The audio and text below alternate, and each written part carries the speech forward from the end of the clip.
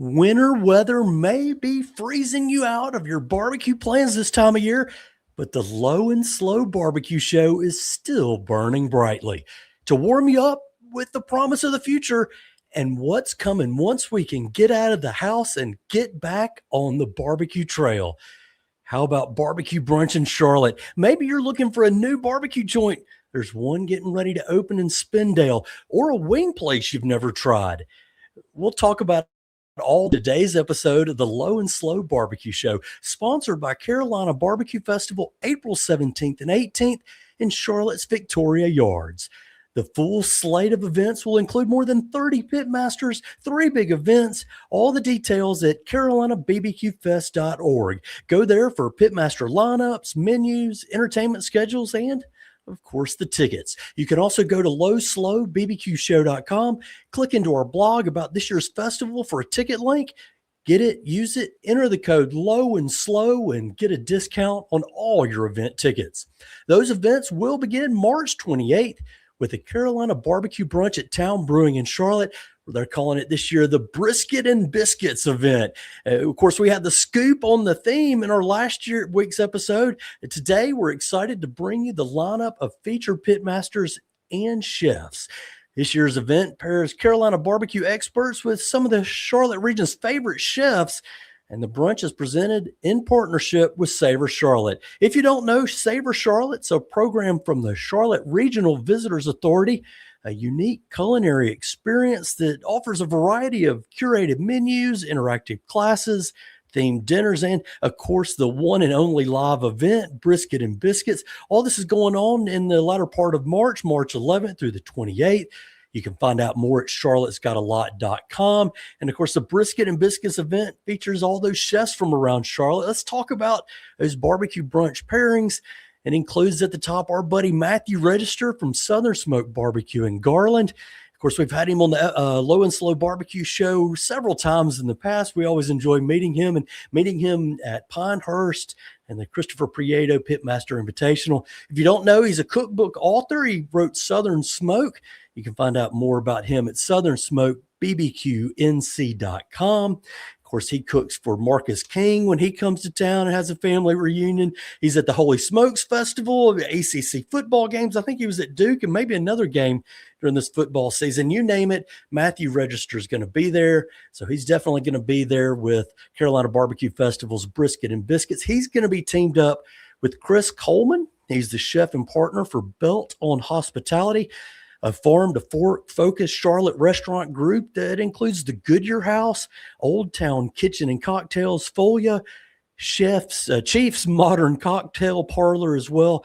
If you don't know, Chris is a Charlotte native who got a start pretty early age was at the McNinch House, and then the Ashbury and Charlotte Marriott City Center. That was all before joining the Goodyear House in 2019. You know, with all that experience, he could cook up something really cool with Matthew Register. Matthew always does a lot of cool chefy stuff, as he likes to say, with some of the things that he's preparing at all those great festivals. We'll know that'll be a great combination of food experts. Also on the list, another pairing, Madison Ruckle.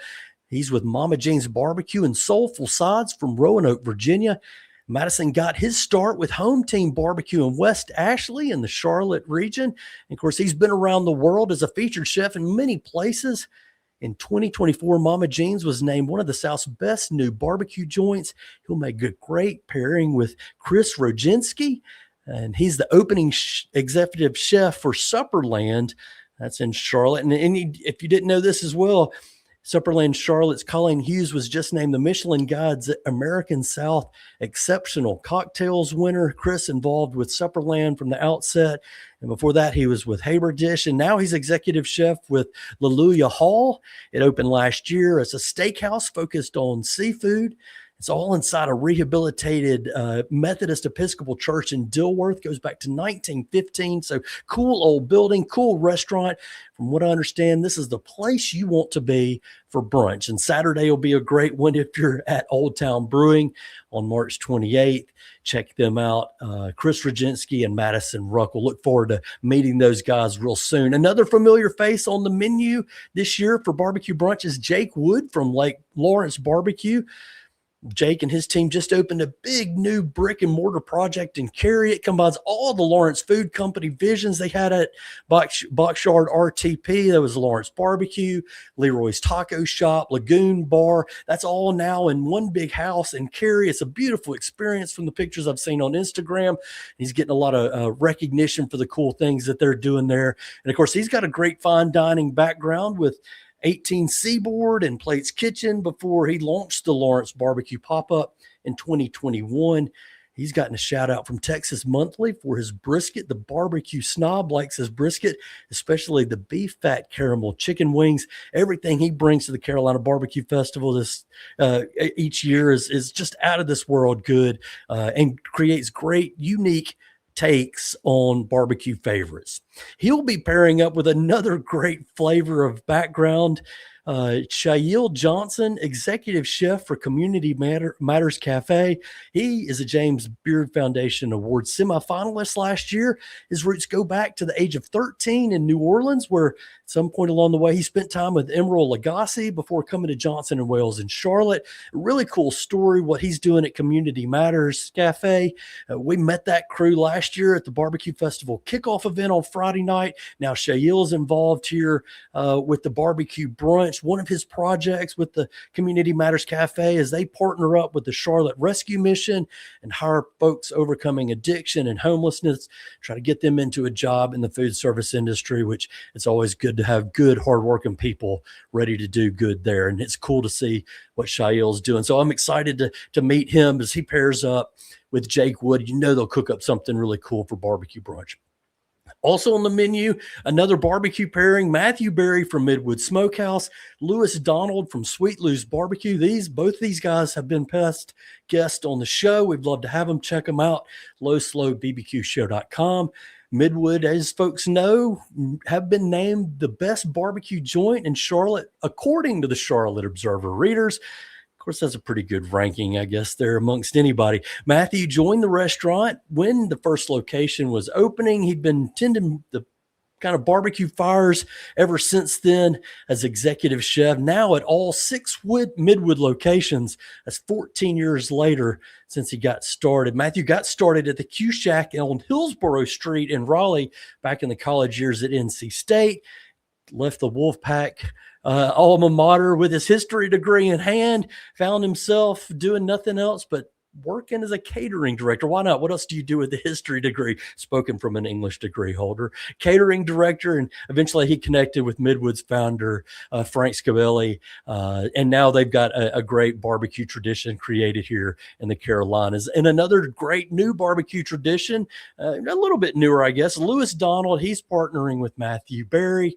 Of course, Lewis is the founder of the Carolina Barbecue Festival, which has done so much to spotlight the Carolina barbecue community and raise funds for Operation Barbecue Relief, as well as other organizations around the Charlotte community. Lewis previously owned Dish in Plaza Midwood before he turned his attention over to focus full-time on Sweet Lou's, which is one of the Charlotte Magazine's top 50 restaurants in the Queen City. Lewis came to the Carolinas from Cleveland when he joined the Charlotte Country Club. He's participated in the Greenbrier Culinary Apprenticeship Program and has cooked all around the world, including a really cool collaboration he's got coming up in August in Ireland. He's partnering with the chef there to create a special disc and a dish and menu. Follow Sweet Lou. I am Sweet Lou on Instagram. You can get more details about that cool collaboration. Today, his collaboration, and for March 28th, his collaboration is with Matthew Berry. Finally, on our menu from the barbecue brunch, brisket and biscuit, we have Oscar Johnson from Jimmy Pearls Chesapeake, which, according to jimmypearls.com, is an ode to Virginia's soul with Southern fare centered around coastal and Piedmont, Virginia foodways. Oscar is half of the team there, and he was named the North Carolina Restaurant and Lodging Association Chef of the Year in 2022. Last year, he was a finalist for that group's Pastry Chef of the Year. 2 years ago, a semifinalist for the James Beard Award. A lot of recognition coming for Oscar Johnson, and we'll look forward to seeing what he brings with all those accolades. Kind of makes me think we could have something sweet and dessert oriented in store for us for his Piedmont, Virginia flair. So that's what you want for brunch, something sweet. It'd be nice to finish it off with that savory touch, sweet and savory. Man, that's the best part of brunch. I tell you this, from last year's barbecue brunch, if Louis Donald doesn't serve up brisket and egg on Krispy Kreme donut, I might be a little bit disappointed. But I'm sure whatever he cooks up will blow our minds just the same. Stay tuned for the menus when they're announced. We'll have them in the newsletter at lowslowbbqshow.com. From this lineup, you know it's going to be a great menu. Tickets are $35. That includes a tasting at each station, combining barbecue craft and the brunch comforts. Again, look for the Carolina Barbecue Fest tickets, carolinabbqfest.org. You can find it at our website as well. That event, again, finally, March 28th, 11 to 3 o'clock, Town Brewing in Charlotte. And before we wrap up today's episode, I do want to hit some news stories that's kind of happened over the last little while. There's a new barbecue fire burning in Spindale in Rutherford County. That's sort of halfway between Shelby and Lake Lure. And it's another Ben in the barbecue business to go along with Ben's Backdraft. Now we have Ben's Smokehouse. Ben is opening a brick and mortar location in Spindale, January 31st. Ribbon cutting, soft opening, all that happened a little bit earlier in the week. That gave Rutherford County and that community a little bit of a look at the business that they've renovated inside 429 Spindale Street. That's the location. I know Ben and his team have done a lot rehabilitating an old facility to become a great barbecue spot. And Ben Edmondson is all the time on YouTube. That's how I learn these things. Featuring, while he's there, he features his barbecue adventures, some of the restaurant construction, catering events. So he's got a big following over there. You might check him out over on YouTube. And he's apparently left the corporate life a little while back. He's been catering. Now his team doing big things and excited about a brick and mortar location. Other news around the barbecue beat, Maurice's Piggy Park's original spot in West Columbia has shut down for 2 weeks starting January the 19th. They're renovating.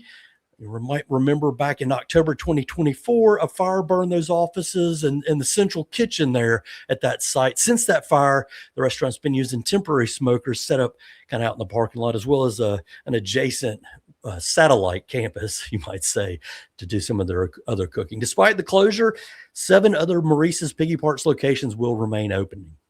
Here's another closure. Mac's Speed Shop is closing in Raleigh after 2 years in the 5 Points neighborhood. That closure follows news of closures for Clyde's Cooper Barbecue, Beasley's Chicken and Honey near downtown Raleigh. Closure there is due to various factors affecting operations.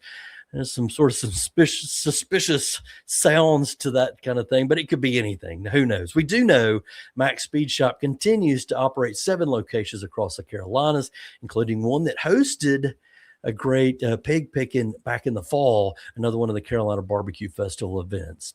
Other things we've been looking at or have caught our notice. Which state do you think is the best for food?